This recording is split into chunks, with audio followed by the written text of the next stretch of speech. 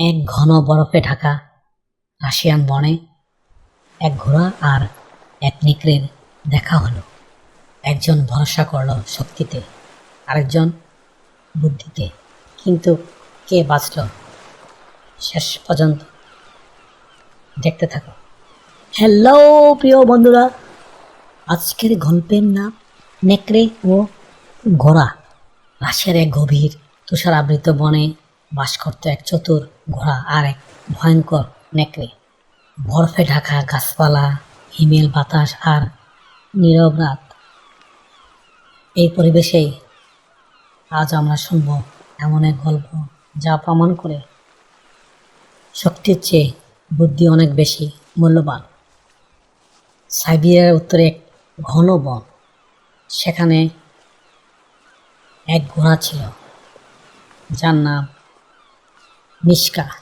মিশকা এক কৃষকের ঘোড়া, কিন্তু শীতে কৃষক তাকে ছেড়ে দিয়েছে বনে কিছুদিনের জন্য, যাতে সে মুক্তভাবে ঘাস খেতে পারে। মিশকা এই বরফের মধ্যে খাওয়া পাওয়া বড়ই কঠিন, কিন্তু হাল ছেড়লে চলবে না।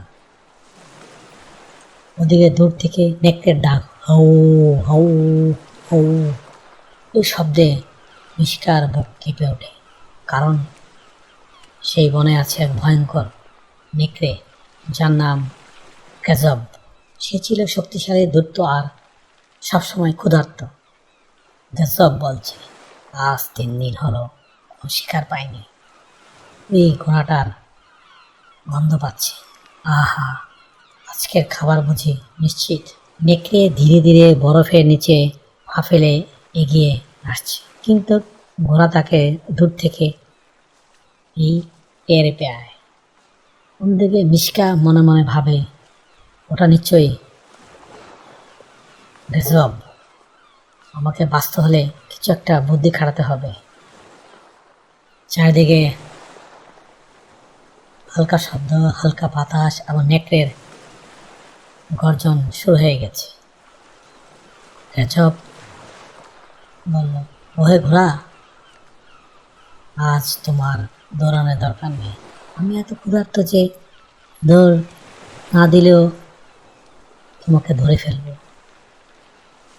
মিশকা শান্তভাবে বলে, বন্ধু নেকড়ে, আমি জানতাম তুমি আসবে, কিন্তু এখনই আমাকে খেয়ে ফেললে আমার শরীর শক্ত হয়ে যাবে। তুমি একটু অপেক্ষা করো না, আমি তোমার জন্য একটা উপহার দিতে পারি। গজব বিস্মিতভাবে বলল, উপহার? হা? ঘোড়া আবার কি উপহার দেয়? মিশকা নরম সুরে, হ্যাঁ অবশ্যই, আমার পায়ে একটা ধাতব কাঁটা ঢুকে গেছে।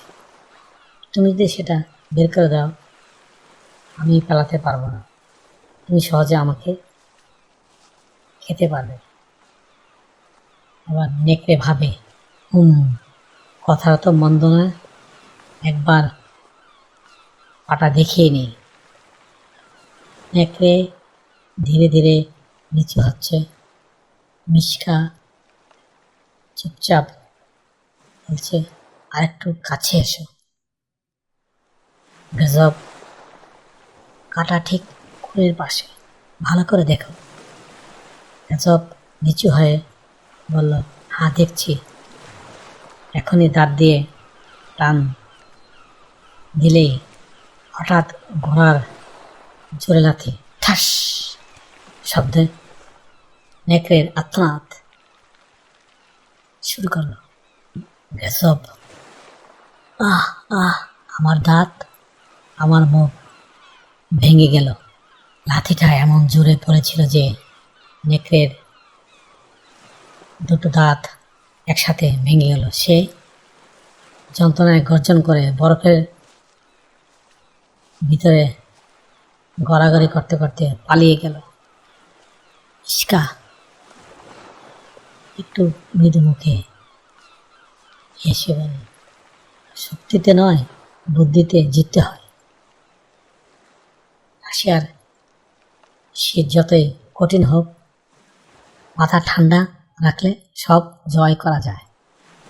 মিশকা আবার তৃণভূমিতে ফিরে গেল, আর নেকড়ে সেই দিন থেকে ঘোড়ার মুখোমুখি আর কখনো হয়নি। রাশিয়ার সেই ঠান্ডা বনের গল্প আজও লোকেরা বলে, যে প্রাণী নিজের শক্তি নয় বুদ্ধি ব্যবহার করে সেই সত্যিকারে বিজয়ী হয়। আর এই গল্পের নৈতিক শিক্ষা হলো, শক্তি নয় বুদ্ধি প্রকৃত শক্তি। অতএব কঠিন পরিস্থিতিতে রাগ নয়, চিন্তা করো, কারণ ঠান্ডা মাথায় সব জয় করে। হ্যালো প্রিয় বন্ধুরা, এই গল্পটি তোমাদের কেমন লাগলো কমেন্টের মাধ্যমে নিচে জানিও। আবারও দেখা হবে অন্য কোনো গল্পে। Thank you for watching. Please subscribe.